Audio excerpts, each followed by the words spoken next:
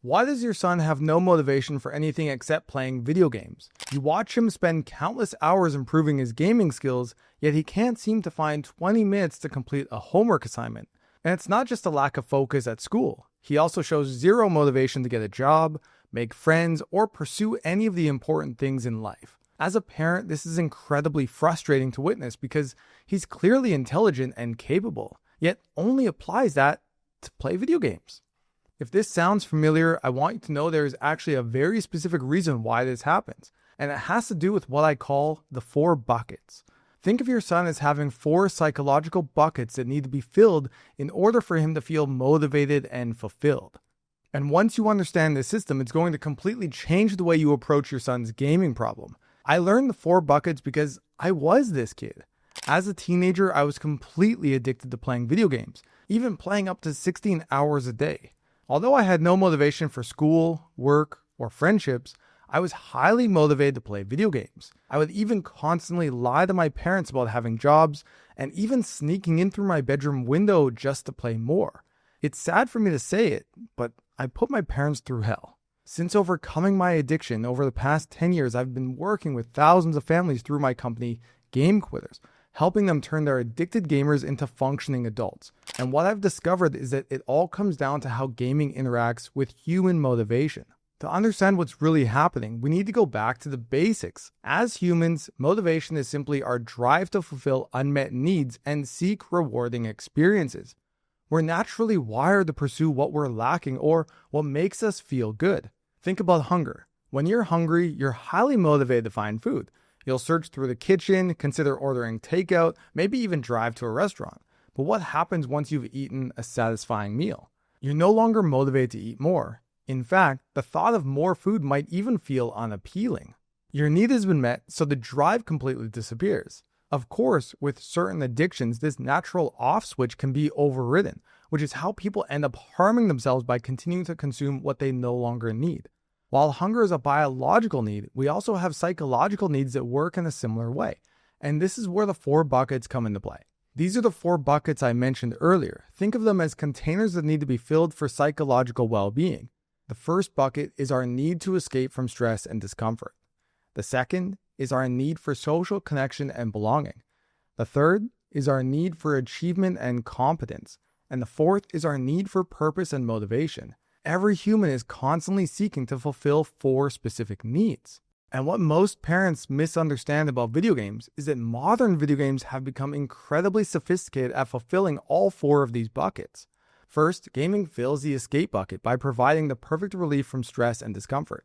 When your son sits down to play, he's instantly immersed in a world where the pressures of school and family expectations and social anxiety simply don't exist. Unlike real life, where problems can feel overwhelming and solutions can feel unclear, games offer a controlled environment where he feels safe from judgment and failure. Second, gaming fills the social bucket by providing a rich social experience and sense of belonging. Your son is playing with people from all over the world, working towards common goals and receiving validation and acceptance amongst peers. He can easily join Discord servers, see which friends are online, and experience acceptance based purely on his gaming skills, with little risk of the rejection he might face in real social situations. Third, gaming fills the achievement bucket by delivering constant achievement and measurable progress. Every time he completes a level, defeats a boss, or achieves a new rank, he sees clear feedback of his improvement. Unlike school or work where effort might go unrecognized for weeks, games reward every action he takes along the way.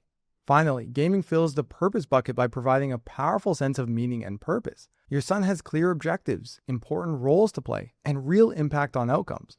Whether he's leading a guild, protecting teammates, or working towards a long-term goal, he feels his time and effort truly matter. But gaming doesn't only fulfill these 4 needs. It does so immediately, conveniently, and with minimal effort or risk. Again, compare this to real life where most of his effort isn't rewarded, and even when it is, he might not see the benefits of it for weeks, months, or even years.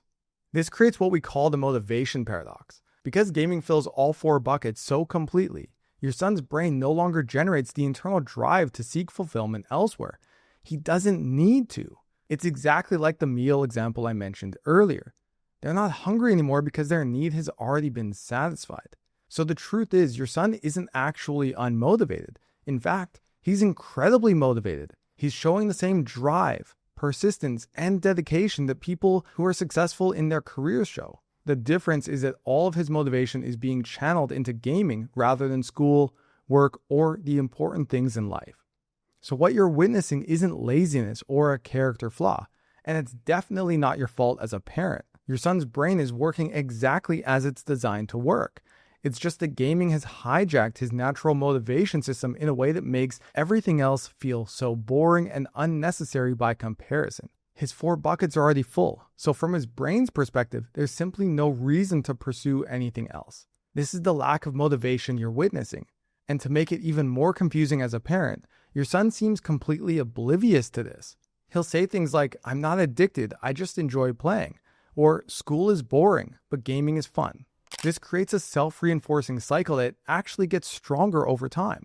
As your son spends more hours playing, he naturally spends less time developing his life skills, and he has less experiences in real life that his peers are building every day. While other kids his age are learning social skills, emotional regulation, and how to handle academic pressure, your son's falling further and further behind. And these developmental delays have a compounding effect. As normal life challenges become harder compared to gaming, the contrast makes gaming even more appealing. From his perspective, this makes perfect sense. Gaming is where his social life exists, where he experiences success, where he finds relief from stress, and where he feels his efforts truly matter.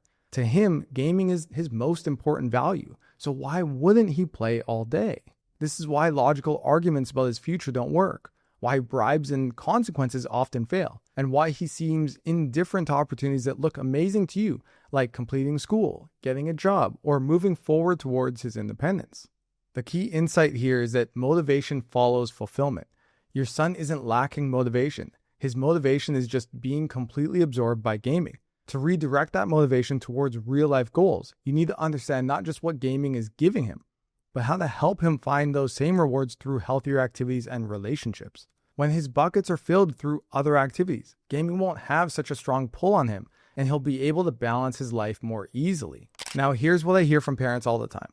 They say they understand their son needs to find other activities, but that he just won't do it.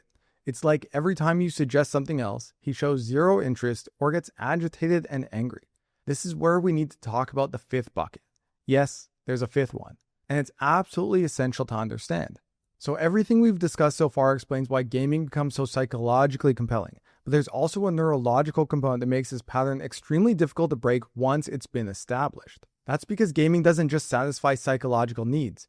It also triggers powerful changes in brain chemistry that can make the urge to play feel almost irresistible, even when your son wants to change. So if you want to understand how gaming affects the brain, how this impact leads your son to have absolutely no motivation, desire, or self-control to focus on anything other than gaming, and the intervention strategy that will turn him from an addicted gamer into a functioning adult, then watch the video on your screen right now, and I'll see you there.